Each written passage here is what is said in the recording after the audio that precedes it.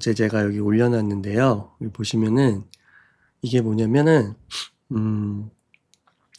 그 연도별, 좌측에는 연도별, 그리고 X축에는 월별 이렇게 들어가서 이 소위 이제 계절성 투자라고 하는 거예요. 그래서 계절성 투자로 봤을 때 몇 월 달은 상승하고 몇 월 달은 상승을 하지 않고 이제 그런 것들을 통계로 쫙 한번 내본 거거든요.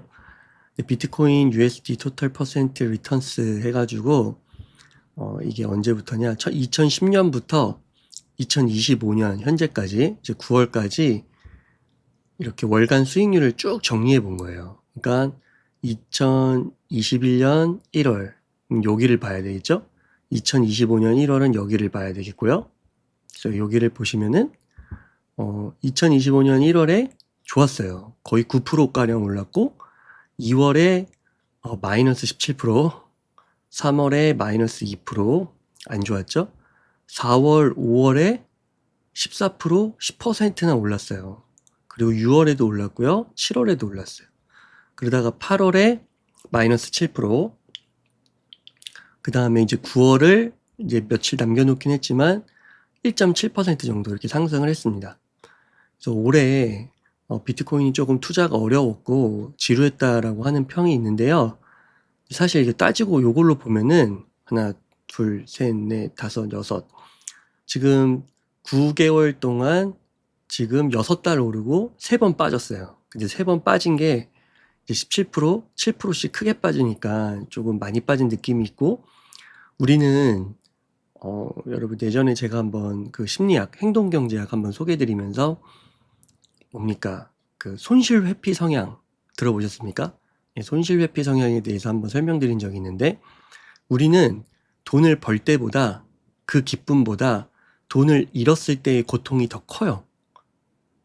이게 디지털상의 계좌상의 돈이라 할지라도요. 예를 들어서 내가 1,000만 원을 투자했는데 2,000이 됐어. 근데 그게 예를 들어서 한 700으로 줄어들었어. 그러면 분명 300을 벌었잖아요. 그런데도 괴로워. 왜? 우리는 2,000이 우리 돈인 것 같거든요. 이미 번 것 같거든. 매도를 해서 계좌로 받아야 되는 건데, 손에 쥐어야 되는 건데, 그 돈도 내 돈이라고 생각하는 거죠.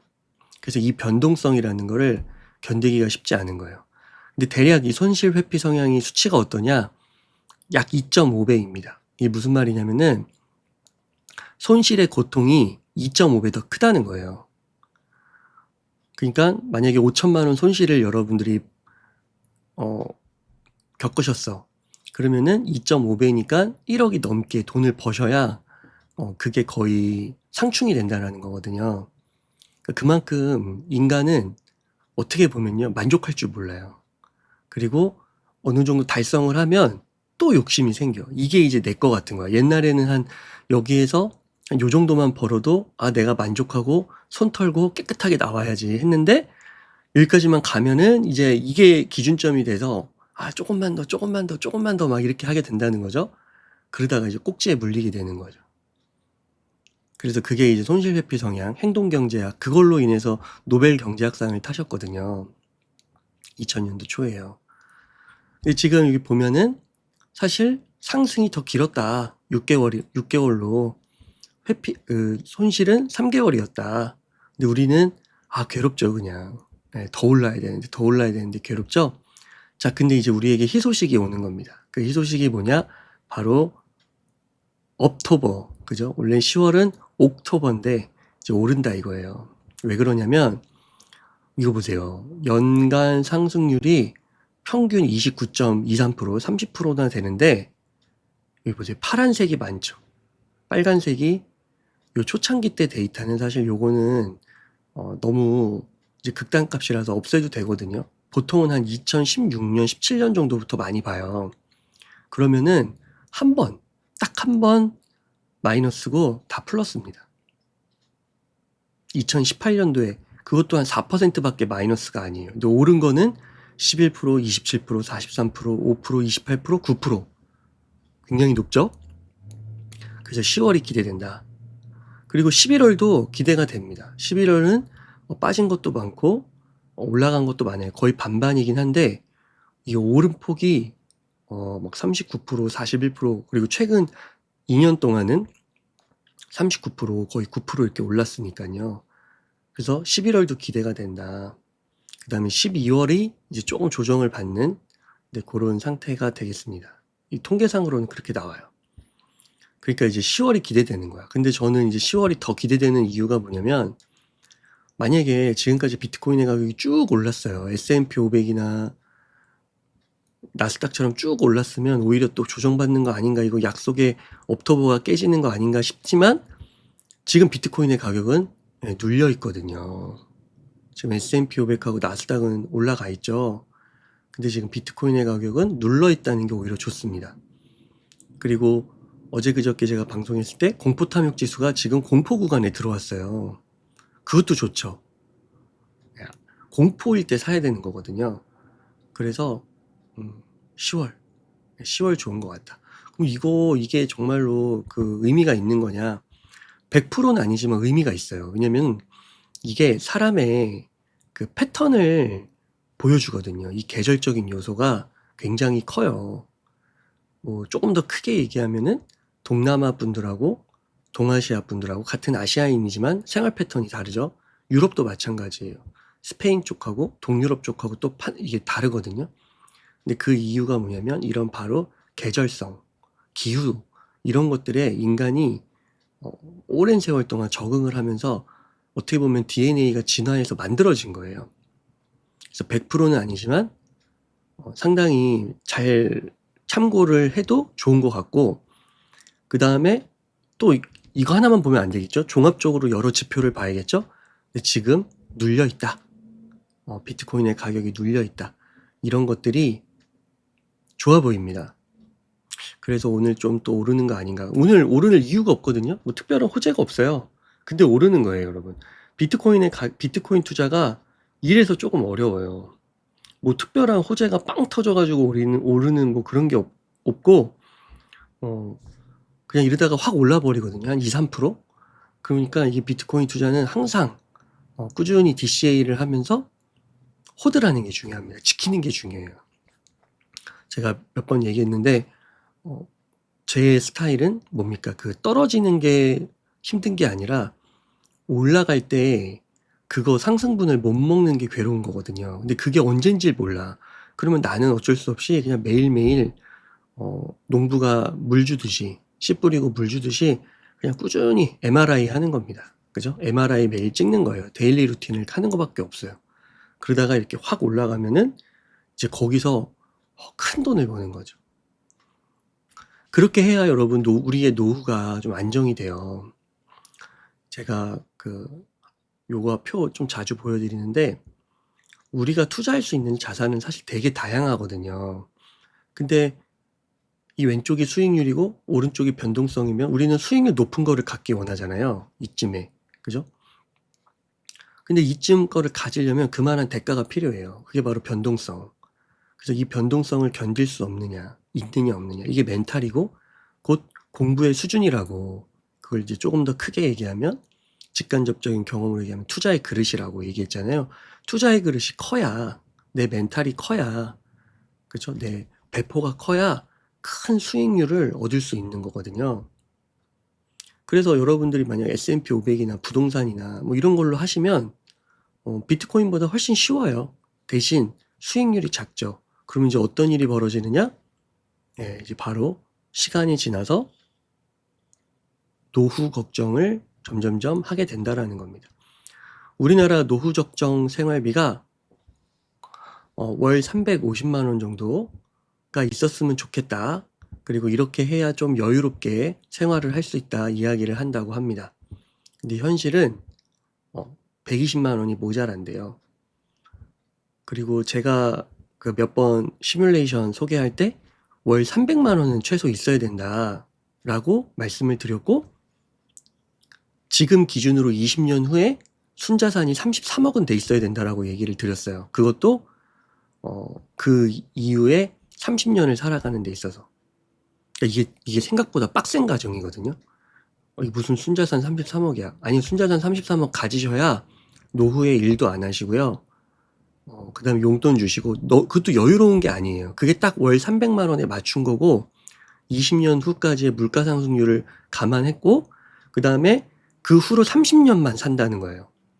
은퇴하고 30년. 그러니까 요즘은 의학이 발달해서 더 살 수도 있잖아요. 그것도 아니야. 그냥 30년 사는 거 요 전제로 했을 때 순자산 33억이 필요해요. 이 만만치가 않거든요. 근데 노후 적정 생활비로 적정하다고 말씀하신 거는 그거보다 50만 원이 더 많아. 저는 300만 원으로 시뮬레이션 했는데. 근데도 현실은 어때요? 120만 원. 그러니까 230만 원 정도 된다는 거예요. 모자르니까. 그래서 노후 준비가 잘 돼 있는 게 5가구 중 하나뿐이라고 합니다. 20%. KB경영연구소에서 발표를 한 거예요. 어떻게 여러분들은 노후 준비가 잘 되고 계십니까? 응답자들은 노후의 여행, 여가 활동, 손주, 손자녀 용돈까지 충당할 수 있는 적정 생활비를 월 350만 원으로 받는데 노후에 실제 들어오는 돈이 현재 가구 소득, 지출 규모, 저축 여력 등을 고려하면 230만 원. 모을 수가 없어요. 300만 원은 갈 수가 없어요. 응답자들이 스스로 생각하는 최소 생활비에도 못 미치는 돈이다. 적정 생활비의 한 65% 정도 밖에 안 돼요. 그래서 준비가 부족하다고 말씀하시는 분이 절반이고요. 잘 준비되었다고 말씀하시는 분이 20%, 19%입니다. 보통은 30%. 그 다음에 이제 우리나라에 이게 어떻게 보면 되게 재밌는 현상인데, 재밌다고 해야 되나, 비참하다고 해야 되나, 은퇴하고 싶지 않다고 얘기하는 분들이 많아요. 그 유럽, 막 프랑스나 막 이런 데는 지금 난리 났죠? 다 은퇴 막 나이 늘려주고 연장해주고 이러면 난리 납니다. 빨리 은퇴하고 싶어 해요. 왜 그러냐? 걔네들은 이제 소득 대체율이 높거든요. 그 연금이 높은 거예요. 근데 그걸 이제 줄여야 된다는 건데 우리나라는 은퇴 나이도 빨라요. 우리가 65세부터 받잖아요. 근데 지금 9년일은 56세, 대기업은 한 50세 이렇게 봐요. 그리고 경제적으로 노후 준비를 시작하는 나이는 우리가 아까 20년 플랜으로 계획하고 들어가야 된다고 했는데 48세부터 시작을 한답니다. 그럼 48세에 시작해서 56세에 은퇴를 한다고 하면 노후 준비를 8년밖에 안 하는 거예요. 와, 이러면 답이 안 나오죠, 여러분. 이게 금액이 작으면 시간이라도 늘려서 복리로 불려서 살아야 되는데 아니면은 이렇게 8년으로 짧아지면 이 자금이라 규모가 커야죠. 그래서 이런 무시무시한 현실이 이건 현실이에요, 여러분. 이제 노후를 맞고 계신 분들이 현실입니다. 그러니까 이런 거를 감안했을 때 이걸 봤을 때 우리가 정말 마음 편한 투자로 여러분 과연 생존이 가능할 것인가? 금융 문맹은 생존을 불가능하게 한다. 그 말을 기억해야 돼요. 문맹보다 무서운 게 금융 문맹이다. 우리가 여기로 올려야 됩니다. 그러니까 공부를 안 할 수가 없어요. 지금 시대는. 아우 골치 아파. 그냥 1주택이면 되지. 1주택으로요? 안 돼요. 1주택으로. 1주택으로 안 됩니다. 집을 그러면 주택연금으로 맡겨야 되는데 우선은 여기도 나와요. 주택연금에 가입할 의향이 있는 가구는 32%. 그리고 여러분 주택연금에 가입하신다고 그거 순자산 33억짜리예요? 물론 20년 후긴 하지만 그래도 33억이 되려면 그래도 서울 수도권에 나름 좋은 지역에 있어야 33억이 될 것 같은데요. 왜냐면 부동산이 좋은 핵심지는 뭐 10년에 많이 쳐서 2.5배 뛴다고 하고 중급지 정도까지는 10년에 2배 쳐줘도 많이 쳐준다고 저는 생각하는데 2배 쳐주면 20년이면 4배잖아요. 그러면 지금 여러분들이 갖고 있어야 될 부동산이 얼마 정도가 돼야 되냐면 최소 한 8억, 9억 정도 돼 있어야 돼요. 그거를 20년 보유하면 32억에 맞춰지는 거거든요.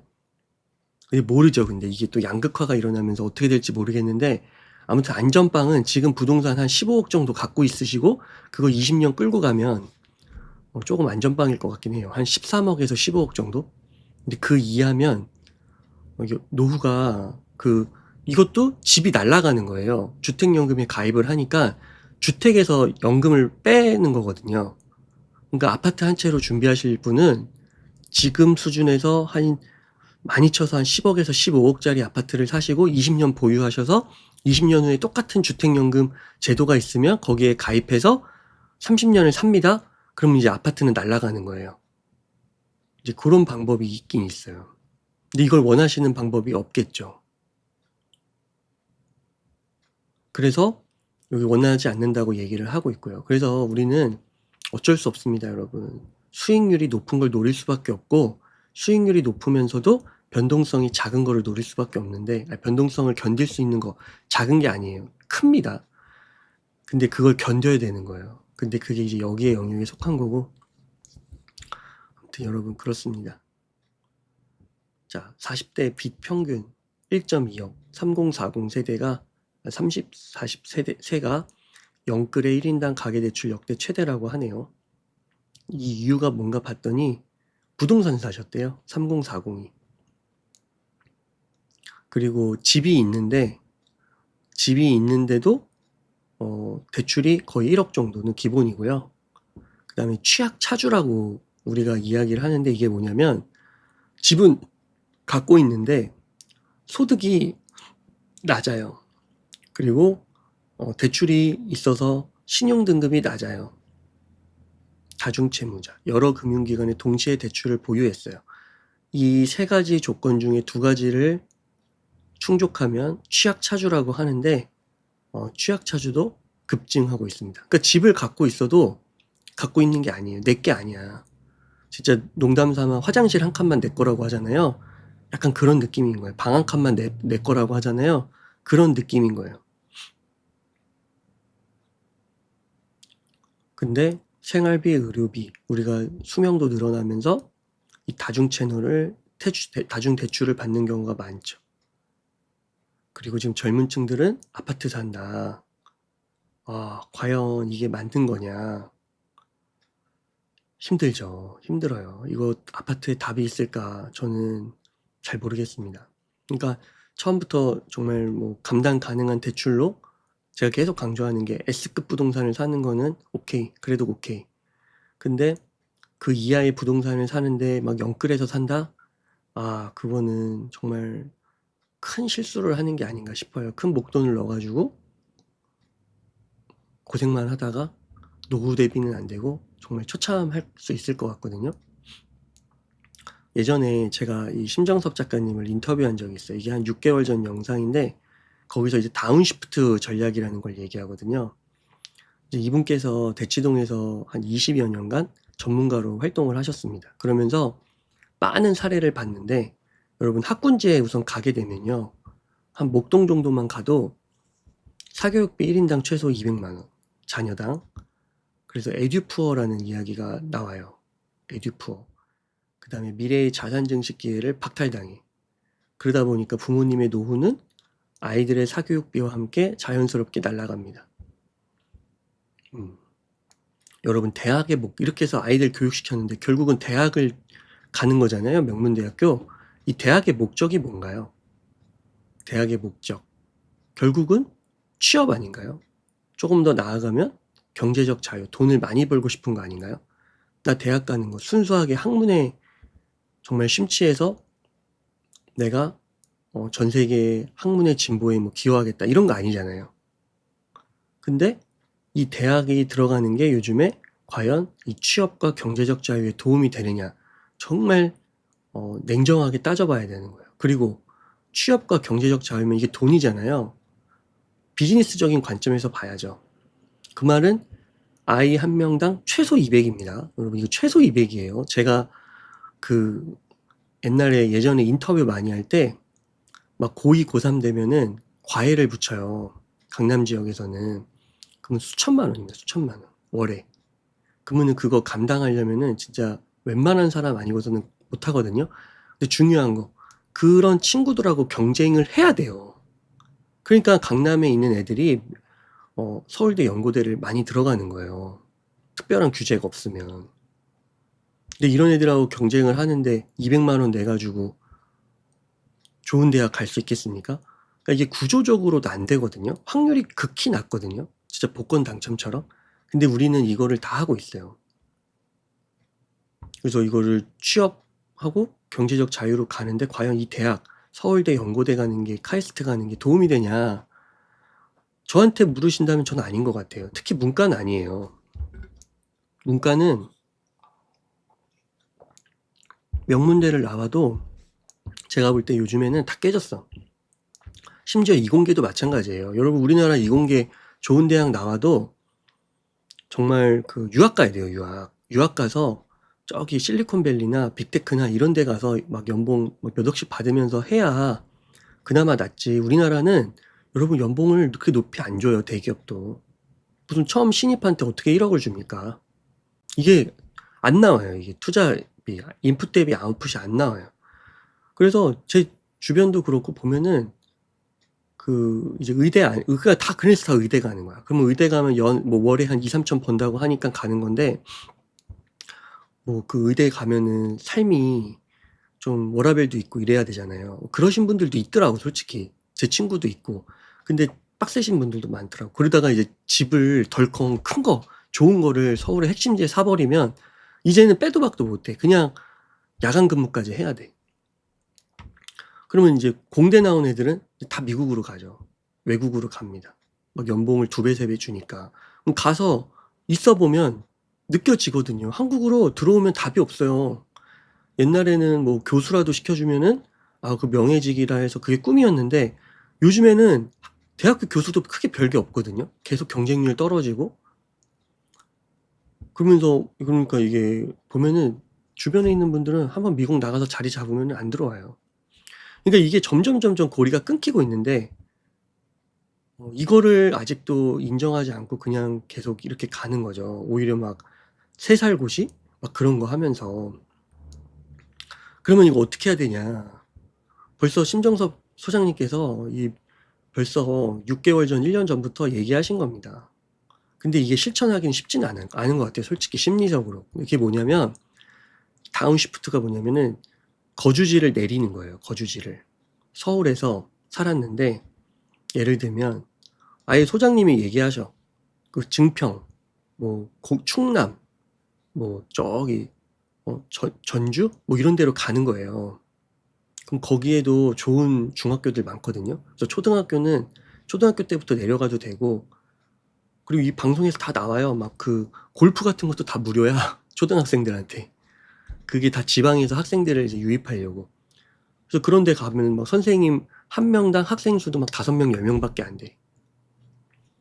그래서 그런 정도 거기서 이렇게 복지를 누리면서 또 보조금도 받으면서 보내면서 그 지역에 또 핵심 중고등학교가 있거든요. 글로 보내면서 그거 다 책에다 정리했단 말이에요. 그거 누리면서 그 돈으로 어떻게 해야 돼? 사교육을 안 쓴 그 돈으로 비트코인 사라는 거야. 비트코인 사고 미국 주식 사고 달러 표시 자산 사고. 그렇게 하면 이제 애가 만약에 초등학교 만약에 10살이라고 합시다. 그러면 30살 우리가 28살에 취업한다고 많이 얘기들 했잖아요. 근데 요즘 더 늦어졌죠. 아무튼 얼추 그쯤 30세로 하면은 벌써 20년이란 세월을 얘가 복리로 불리는 거예요. 그러면 이거 최소 200이라고 하면 연에 2천이라고 하면 원금만 20년이니까 4억 정도가 되는 건가요? 2천, 2억. 그쵸. 원금만 4억이잖아요. 한 아이가 4억을 갖고 시작해. 원금만. 근데 얘가 20년 동안 복리로 불어났겠죠? 10억이 됐을 수도 있어요. 그러면 이런 아이와 또 다른 아이는 얼마나 차이가 날까요? 제가 지난주에 한 분을 만났는데 일반인이세요. 근데 그분 만났는데 이렇게 하셨어. 거의 이렇게 하셔가지고 다운시프트를 하신 건 아닌데 아이한테 일찍 증여해가지고 많이 이렇게 넘기신 거예요. 그래가지고 지금 20대인데 2억 2천인가?로 시작을 하시는 거예요. 얼마나 든든할까요? 그리고 이거 이렇게 하면요, 여러분. 이거 막 대학 갈 필요도 없어요. 솔직히 대학 갈 필요도 없는 것 같아요. 저는 모르겠어요. 저는 그래요. 대학교 때 크게 배운 게 없어요. 제가 문과인데 교수님들도 뭐 주식 투자하는 것도 아니고 그 대학에서 배웠던 게 현실에서 쓸모도 별로 없는 것 같고 저는 솔직히 그렇습니다. 그래서 물론 조금은 있었겠죠. 근데 그걸 위해서 4년이란 시간 동안 한 학기당 막 200-300만 원씩 그때 등록금이 200만 원, 300만 원밖에 안 했거든요. 지금은 훨씬 비싸졌겠지만 그래서 그렇게 넣어 가지고 하는 거 요즘 여러분 팔란티어 같은 기업들 정말 세계적인 기업이죠. 구글 같은 기업들은 여러분 그 대학교 그거 시간 낭비하지 말고 바로 와 가지고 그게 있어요. 약간 인턴반 같은 거. 그래서 거기서 한 6개월 정도 잘하면 바로 뽑아. 신입으로. 왜냐면 옛날에는 이게 뭔가 공부를 하려면 다 학교로 가서 배워야 되는데 여러분 지금은 기업이 돈이 너무 많아. 그리고 기업에 연구소들 하나씩 다 있거든요. 아까도 이거 보세요, 여러분. 이걸로 보여드리면 되겠네. 이거 아까 노후 준비하면서 제가 여기 KB금융연구소 얘기했잖아요. 그래서 KB금융경영연구소가 그 안에 연구원분들이 계셔서 이거 통계 돌려가지고 3,000명한테 돌려서 이거 보고서 만든 거거든요. 여러분 정말 톡 까놓고 얘기해서 이거 서울대 연고대가 이거 보고서 낼 수 있을까요? 서울대 연고대가 이거 이런 보고서 내야 되잖아요. 대학교가 앞서가려면 이거 못 냅니다. 대학교에서 쉽게 못 내요. 왜? 돈이 없거든. 그리고 연구 능력도 이 사람들도 좋죠. KB금융경영소에 다 박사급, 석박사급일 텐데요. 그리고 노하우도 이분들은 이걸 몇 년 동안 했기 때문에 노하우가 다 쌓여 있는데요. 서울대 연고대 할 수 있지만 이제 하는 새내기에 불과한 거예요.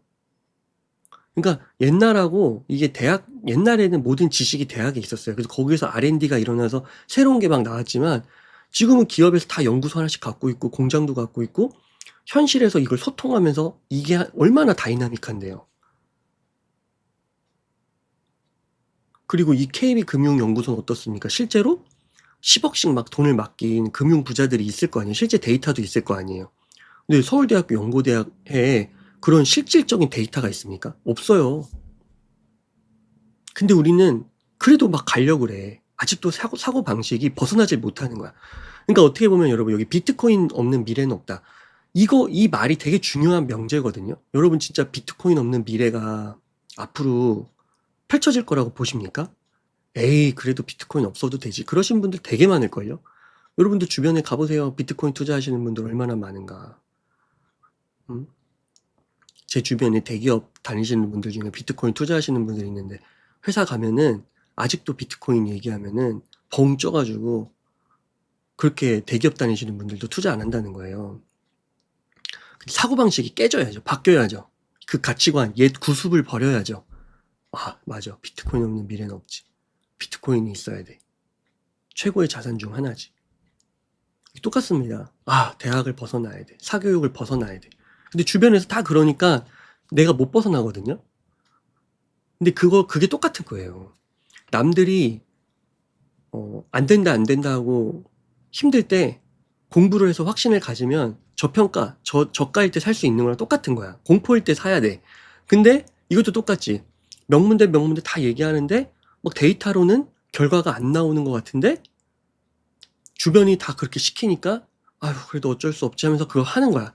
그러면서 막 지방에 가서 갭이 싸다고 해서 덜컹 그냥 막 부동산 사버리고 상가 사버리고 오피스텔 사버리고 막 이상한 리딩방 가가지고 막 돈 막 수백만 원씩 내면서 이상한 거 하나도 여러분 요즘 조심하셔야 돼요. 제가 그냥 검색하면 바로 나올걸요. 여러분 이거 하나 검색해 봅시다. 이거 무슨 요즘에 스테이킹 딥페이크 되게 많더라고요. 아 여러분 이거 보세요. 이거 벌써 여러분 이거 사기입니다. 이거 보세요 여러분 이거 사기예요. 이런 거 당하시면 절대 안 돼요. 이분이 사기라는 게 아니라 이분이 인플루언서인데 이게 지금 입 모양하고 이게 되게 어설프잖아요.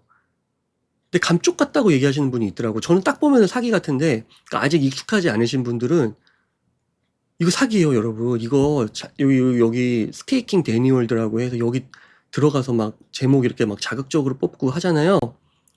이거대로 하면 이거 로켓풀 이거 하면 여러분 끝납니다. 이거 몇십억씩 날리는 거예요. 근데 썸네일도 막 그럴듯하게 만들잖아요. 이거 조심하셔야 돼요. 여러분, 이거 스테이킹 붙은 거 조심하셔야 돼요. 이거 막 만듭니다. 막 스테이킹, 뭐 오태민, 스테이킹, 신민철 막 이런 거 만들어요. 이런 거 절대 안 돼요. 하시면. 그러니까 말도 안 되는 수익률인데 그걸 혹해가지고 한단 말이에요. 그러니까 여러분, 지금은 우리가 이 트럼프 시대의 지정학과 비트코인 초제국의 종말, 이런 거를 우리가 공부를 하면서 뭘 느끼셔야 되냐면, 여러분, 이제는 과거랑 달라요. 그러니까 이제는 세상이 바뀌었다라는 걸 여러분들이 아셔야 돼. 아, 이렇게 하다 보면 또 어떻게 되겠지? 자, 여기 보시면 40대 그 아까 여기 보시면은 빚이 역대 최대치를 여기 찍었다고 하잖아요. 근데 이거 보세요. 자, 벌써 우리 고래동 공부에서 레이달리오 공부했죠? 레이달리오를 공부해보면 큰 빅사이클을 작은 사이클이 하면서 그 빅사이클을 만드는데, 여러분, 이 문제가 뭐예요? 특징이 뭐예요? 예, 빚이 계속해서 는다는 게 빚이 계속해서 축적이 된다는 게 문제예요. 그러니까 지금은 여러분 빚이 계속 늘어. 그러니까 이렇게 얘기한단 말이에요. 몇몇 부동산 전문가들이, 야, 가계대출은 1990년대도 늘었고 2000년대도 늘었고 2010년대도 늘었어. 지금도 늘었어. 근데 결국 어떻게 됐어? 이런 식으로 논리를 피는데, 여러분, 그게 아니에요. 그게 그 레이 달리오에 말하면 그게 이제 터지는 거예요. 빚이 쌓여서. 이 당연한 거거든요. 당연한 건데, 그리고 이미 데이터로 다 나오고 있는 건데, 이거를 그러니까 이게 참 구시대적인 사고에서 벗어나기가 쉽지 않은 거야. 우리가. 그러니까 우리가 여러분 이제는 이게 세상이 바뀌었다는 걸 냉정하게 아셔야 되고요. 뭘 얘기하고 싶었냐면, 국가에 의존하면 안 돼요. 그렇다고 막 국가를 불신하고 그렇게 하는 게 아니라, 국가가 하는 거에 그거를 막 믿으면 안 되고, 그냥 국가는 국가가 그냥 하는 거야. 그거를 우리가 막 바꿀 수 없잖아요. 우리가 할 수 있는 거에 집중해야 돼. 그럼 그게 바로 뭐예요? 그게 바로 뭐예요? 열심히 달러 자산 모으시라고요. 지금 여러분 환율도 지금 얼마인가요? 환율 한번 볼까요? 1,405원이 됐습니다. 위로 아래로 왔다 갔다 하겠죠? 그죠? 나중에 1,500원 될까요? 안 될까요? 네, 저는 왔다 갔다 하다가 1,500원 될 거라고 봐요, 환율. 그럼 여러분, 원화 표시 자산으로만 갖고 있는데, 원화 표시 자산이 몇 프로 올랐다 해도, 예를 들어 환율이 1,550원이 됐다고 해봅시다. 그러면 그냥 앉은 자리에서 10%를 잃는 거예요. 세상이 바뀌었고, 정말 잘 준비하셔야 됩니다. 공부도 많이 하셔서 그 대안 중에 하나, 오늘 제목에 썼던 것처럼 여러분 비트코인은 있으셔야 될 것 같아요. 예, 비트코인이 없으면 답이 없는 것 같습니다. 점점 세대가. 그래서 한 개라도 꼭 가지시면 좋겠어요. 한 개. 0점 몇 개 말고 한 개. 한 개를 목표로 하시면 좋겠어요. 그러니까 나이대가 지금 좀 있으신 분들, 뭐 40대 좀 위로 이렇게 되시는 분들은, 중년 이상이신 분들은, 물론 지금 중년이 또 바뀌었다고는 하지만, 아무튼 제가 볼 때 그래도 한 45세? 45세 이상은 한 개 이상은 갖고 있어야 시간이 별로 안 남았잖아요. 그리고 지금 만약에 20, 30대가 이 방송을 들으신다고 하면 지금 0점 몇 개 괜찮아요. 근데 계속 모아서 한 개를 목표로 달리셨으면 좋겠어요. 냉정하게 말하면 한 개도 안 돼요. 제가 지난번에 한번 시뮬레이션 돌렸더니 최소 1.5개더라고. 1.5개가 있어야 돼. 20년 후에. 그러니까 내가 만약 20년 투자를 못하면 지금 당장 1.5개가 아니라 2개가 있어야 되는 거죠. 그런 식으로 돼야 돼요. 노후를 완벽하게 준비하려면. 완벽하게도 아니야. 그냥 적정 수준으로 준비하려면. 그래서 그렇게 좀 하셔야 되지 않나 싶습니다. 저도 이런 큰 흐름들이 바뀌면 좋겠어요. 막 지금 제2의 IMF 터진다고 막 뉴스에 막 나오더라고요. 환율 올라가는 거 보면서. 근데 막 이 정도까지는 저는 솔직히 아닐 거라고 봐요. 이렇게 막 급격하게는 안 올 것 같은데, 아무튼 여러분 이런 거를 그냥 딱 지금 좀 각성을 하시는 계기로 삼으셔서 조금 열심히 매진해야 된다. 뭘? 좋은 달러 표시 자산을 모으시는 거에 집중하셔야 된다. 그렇게 조금 말씀을 드리고 싶습니다.